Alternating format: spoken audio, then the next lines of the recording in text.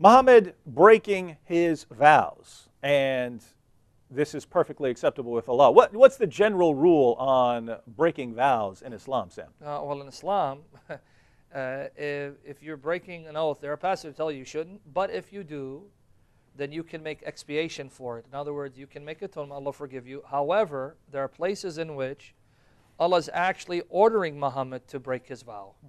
There's actually a passage in the Quran that Allah is ordering Muhammad to break his vow. So it's not simply breaking a vow and then repenting and expiating for it. Here's a situation in which the Quran itself has Allah telling Muhammad, break the vow that you made, the oath that you made towards your wives. And I think you have that reference and what the context is. Well, yeah, and I invite people to read the entire passage. We're short on time, so I'll read chapter 66, verses 1 through 2, and then we'll read what Tafsir Jalalain, one of the most popular Islamic commentaries of all time, says about this revelation. Chapter 66, verses 1 and 2. O Prophet, this is Allah speaking to Muhammad, why do you forbid yourself that which Allah hath made lawful for you? You seek to please your wives, and Allah is forgiving, merciful. Allah indeed has sanctioned for you the expiation of your oaths, and Allah is your protector, and He is the knowing, the wise. So notice what Allah says here. Muhammad, you outlawed something for yourself that I didn't tell you to do because you wanted to please your wives. And now I'm telling you, you can cancel that oath. Well, what's this talking about? Muslims tell us to go to context. We'd love to go to the context here because this context is very, very frightening. This is Tafsir Jalalain's commentary on chapter 66, verse 1.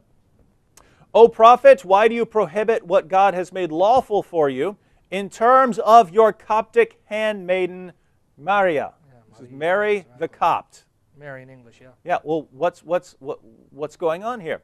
When he lay with her in the house of Hafsa, who had been away, but who, upon returning and finding out, became upset by the fact that this had taken place in her own house and on her own bed. He's having sex with her on her bed. Muhammad, no, it's her house, right? Muhammad was having sex with his slave girl, Mary the Copt, in the bed of his wife, Hafsa. She was not home. And when she was out. So she goes out, she's doing a little shopping at the marketplace. She comes back, finds Muhammad in bed with his slave girl, in her bed, right? The bed where she sleeps at night. Wow. Yeah. Oh, boy. And so Muhammad said, she is unlawful for me, seeking by making her unlawful for you to please your wives. And God is forgiving, merciful, having forgiven you this prohibition. Exactly. She had made an oath, by the way. Yes. So the context, I swear I'll never touch her again. So he's worried. And by the way, what was he worried about? He was worried Hafsa was going to go tell Aisha. Right?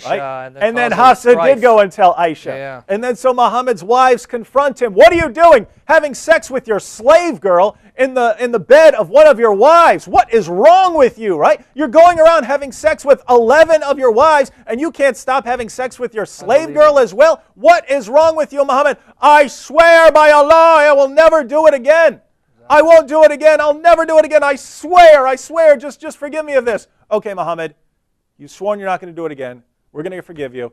And everything is fine until Allah jumps in and says, Muhammad, I didn't tell you to forbid that slave girl for yourself. I didn't tell you to make that oath. Now we're canceling that oath, and you can go back to having sex with your slave girl. And he eventually got her pregnant, didn't he? And yeah, with the son Ibrahim, who died and didn't live a full life. He actually died before Muhammad. So again, you're telling me this is the eternal speech of Allah? Chapter 66, verse 1 and 2 is part of His eternal speech.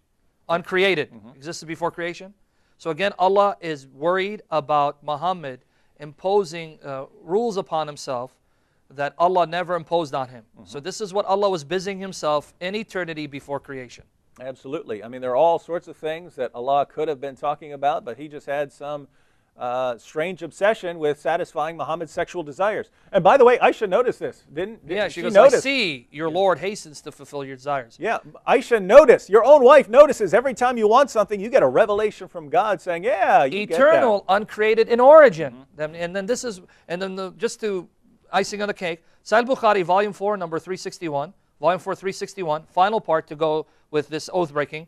Muhammad says, if I ever take an oath to do something, and later on I find that it is more beneficial to do something different, I will do the thing which is better and give expiation for my oath. And here's a classic example. And so, Muhammad's word is as good as gold, fool's gold, ladies and gentlemen. Yeah.